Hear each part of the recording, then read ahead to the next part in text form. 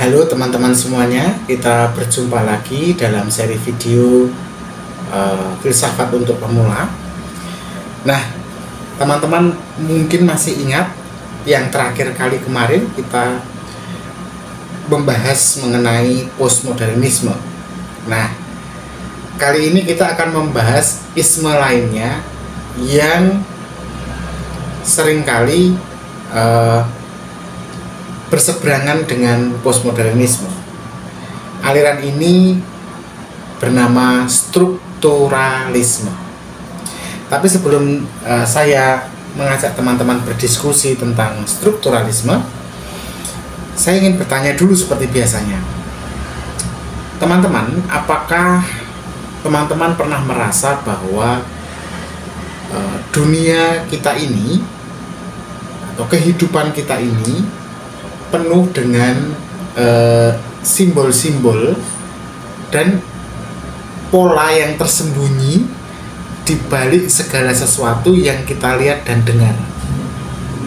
Nah, teman-teman, kalau iya, maka tepat sekali video ini, karena kita akan membahas sebuah aliran filsafat bernama strukturalisme yang mencoba memahami dunia dengan menganalisis struktur mendasar yang ada di balik bahasa. Karena di dalam bahasa kan banyak simbol kan teman-teman, juga budaya, dan ini yang menarik pikiran kita. Baik di dalam bahasa, budaya, dan pikiran kita ada begitu banyak simbol, di mana di balik simbol-simbol dan pola-pola itu ada sesuatu yang tersembunyi. Mari kita mulai perjalanannya. Oke, tapi kelihatannya lebih baik kita mulai dari yang pertama, pendefinisian strukturalisme. Jadi strukturalisme itu apa? Strukturalisme itu adalah pendekatan filsafat yang juga digunakan dalam bidang lain seperti sastra, antropologi, dan ilmu sosial, di mana di dalamnya itu menekankan bahwa realitas atau kenyataan, ya, baik itu dalam konteks bahasa, budaya, dan pikiran manusia, itu bisa kita pahami lewat struktur-struktur mendasar yang mengorganisir elemen-elemen tersebut. Artinya begini teman-teman, dalam setiap sistem, apakah itu sistem bahasa, apakah itu mitos misalnya, itu kan sistem, ya, atau budaya, selalu saja ada pola-pola tertentu, istilahnya begitu, yang mengatur bagaimana elemen-elemen tersebut saling berhubungan. Kalau dalam bahasa itu mudah sekali, ya, kita menamainya sebagai grammar atau tata bahasa atau struktur bahasa.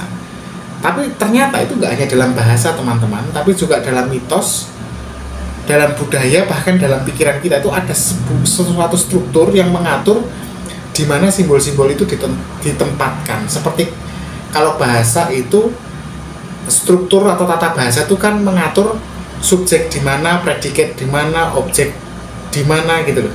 Nah, struktur itulah yang menjadi fokus dari aliran ini. Oke, untuk lebih jelasnya begini. Kalau kita dalam bahasa, dalam bidang bahasa, ya, kita kan tidak hanya melihat kata-kata, kalimat misalnya, itu ada kata-kata. Nah, kata-kata dalam kalimat itu kan nggak terpisah, ya. Bukan unit yang masing-masing berdiri sendiri dengan maknanya sendiri-sendiri, tetapi kan kata-kata itu kan saling berhubungan, membentuk satu makna besar lewat hubungan antara satu dan yang lainnya, antara kata satu dan kata lainnya. Nah, sebuah kata dengan kata lain kan sebuah kata itu kan hanya punya makna, bisa kita tahu artinya jika ada kata lain yang bersama dengan dia, entah itu sebelumnya, entah itu setelahnya. Misalnya gini, kata makan. Oke, kita tahu makan itu arti dasarnya makan. Tapi ketika ada kata lain seperti saya makan dengan makan lalu dulu, ini kan makna makannya kemudian bisa berbeda, karena yang tadinya saya makan itu kan artinya saya makan, ya. Kalau makan dulu itu artinya perintah toh, untuk memerintah orang untuk memakan sesuatu. Nah, artinya hubungan antar kata ini menentukan makna. Nah, hubungan itu sendiri itu kan diatur, nggak asal. Makanya struktur bahasa Inggris, struktur bahasa Jepang, struktur bahasa Indonesia itu beda-beda. Dengan perbedaan itu maka hubungan antar katanya juga berbeda. Betul kan? Nah, contoh lainnya, ada kata misalnya kata hari. Nah, hari itu kan bisa dipahami, days gitu ya, itu bisa dipahami jika kita mengenal kata malam, atau hari itu bisa juga mengenal kata Senin begitu. Nah, struktur bahasa itu menentukan makna. Nah, strukturalisme dalam hal ini itu mencari pola-pola yang serupa, tapi dalam bidang budaya, dalam bidang mitos, dalam bidang pemikiran gitu ya, untuk menemukan bagaimana struktur itu bekerja dalam pikiran kita, masyarakat kita, budaya kita, dan kehidupan kita. Itu yang menjadi titik poinnya strukturalisme. Nah, salah satu tokoh penting yang nggak mungkin kita tidak bicarakan dalam bidang strukturalisme adalah Ferdinand de Saussure. Nah, Ferdinand de Saussure ini sudah saya bahas di video sebelumnya secara khusus mengenai Ferdinand de Saussure, tapi tidak ada salahnya kita bahas kembali. Dia adalah orang yang menyatakan bahwa bahasa itu bukan sekedar kumpulan kata, tapi sebuah sistem tanda yang saling terkait. Saussure ini sebagai informasi dia adalah seorang ahli bahasa, tapi juga seorang filsuf ya, yang berasal dari Swiss. Oke, jadi menurut Saussure dalam sistem tanda yang dia katakan tadi, itu setiap tanda di sini maksudnya kata, itu punya dua elemen. Ketika kita meletakkan sebuah kata itu sendiri punya dua elemen, teman-teman. Pertama adalah signifier, yang kedua adalah signified. Tanda itu bisa bentuknya tanda, misalnya suara, tulisan, misalnya pohon, itu kata pohon, Anda mendengar suara saya mengatakan pohon, itu adalah signifier. Tetapi ada signified.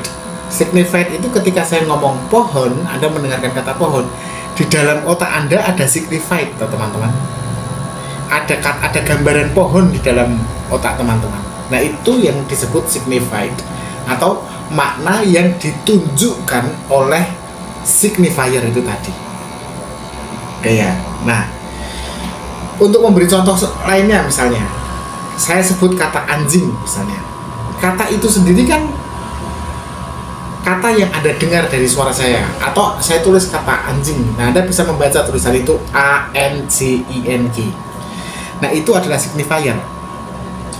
Tetapi gambaran atau ide maaf, tentang hewan berbulu yang biasa dipelihara gitu. Dalam otak Anda kan ada hewan berbulu biasanya dipelihara. Nah, gambaran itu yang disebut signified.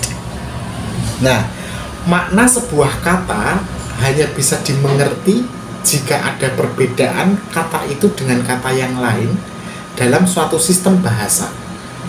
Jadi pemahaman kita terhadap dunia itu sendiri dibentuk oleh struktur bahasa yang kita gunakan. Nah, itu adalah argumen Ferdinand de Saussure. Nah, selain Saussure ada juga pemikir lain yang bernama Claude Lévi-Strauss. Claude Lévi-Strauss ini dia adalah seorang antropolog, dia bukan ahli bahasa, tetapi dia juga menerapkan prinsip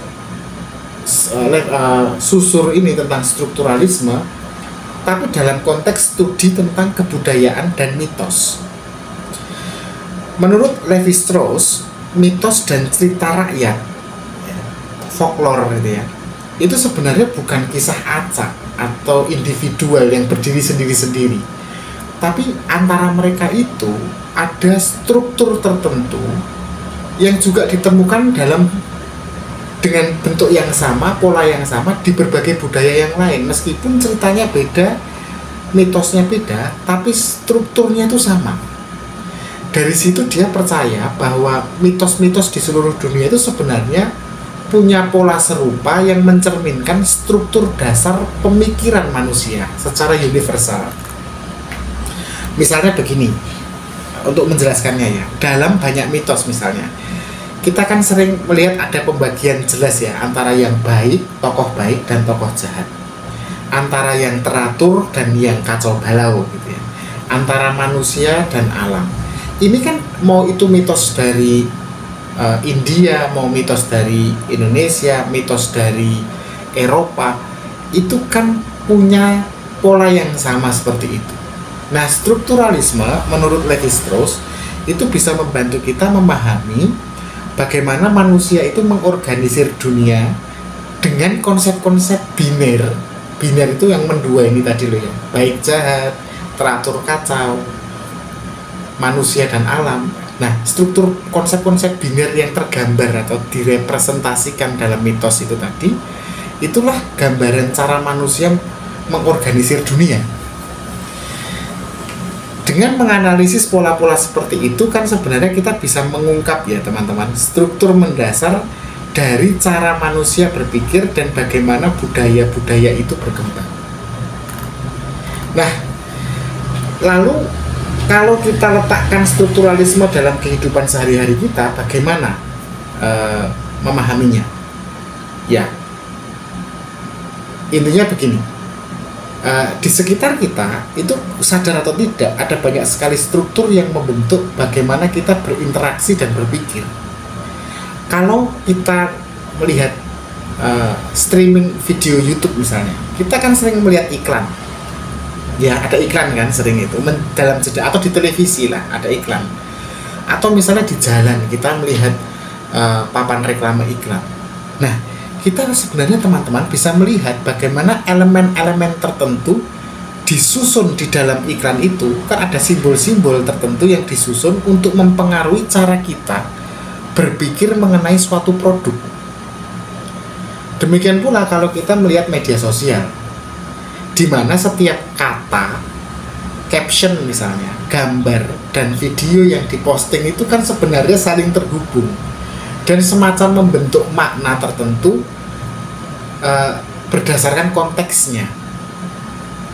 Nah, ini akan membantu kita untuk melihat cara manusia membangun struktur atau struktur cara kita berpikir dalam kehidupan media sosial. Itu bisa terbaca dari situ. Kalau iklan tadi dalam berbelanja, dalam mengkonsumsi, itu juga bisa terbaca.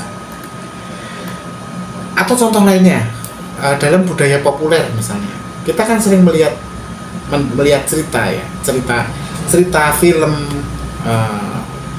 Korea, drama, itu drama Korea.